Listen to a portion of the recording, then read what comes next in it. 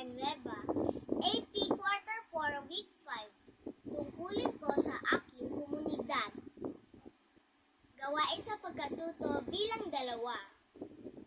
Number 1. Ano-anong tungkulin sa mga komunidad ang pinapakita ng mga larawan? Ang sagot ko po dito ay tumatawid sa tamang tawiran at sumunod sa batas trapiko. Number 2. Bakit mahalagang isagawa ang mga tungkulin ito sa komunidad? Ang sagot ko po dito ay upang maging maayos, mapayapa at maunlad ang ating komunidad. Number 3. Ano ang mangyayari sa komunidad kung gawain ang tungkulin nasa larawan? Ang sagot ko po dito ay ito ay magiging mapayapa, maayos at kasya-kasyang tirhan dahil maunlad ito. Number 4. Ano ang mangyayari sa komunidad kung hindi gagawin ang mga tungkuling nasa larawan? Ang sagot ko po dito ay ang komunidad ay magiging magulo, hindi makakaintindihan ang mga tao at hindi ito mauunlad. Gawain sa pagkatuto bilang 4. Iguhit ang hugis puso kung kaya mo nang gawin ang mga nakatalang tungkulin. Number 1. Magbayad ng buwis. Hindi ko pa po ito kaya.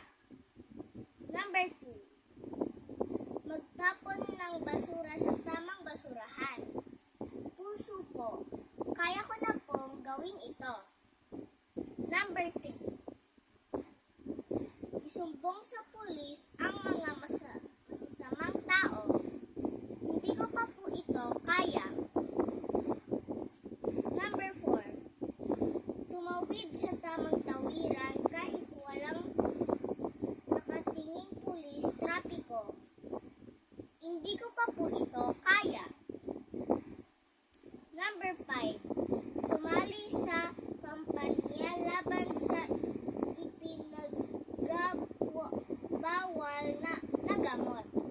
Hindi ko pa po ito kaya. Number 6. Dumalo sa mga pagpupulong na ipinapatatawag ng barangay. Hindi ko pa po ito kaya. Number 7. Tumulong sa pagtatanim ng mga punong kahoy.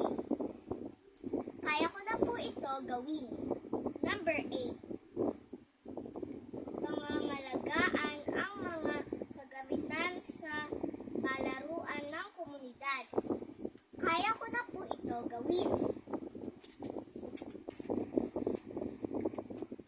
Number 9. Pakikilahok sa mga proyekto at programa ng komunidad. Hindi ko pa po ito kayang gawin. Number 10. Tumulong sa pagdakip ng mga magnanakaw. Hindi ko pa po ito kayang gawin.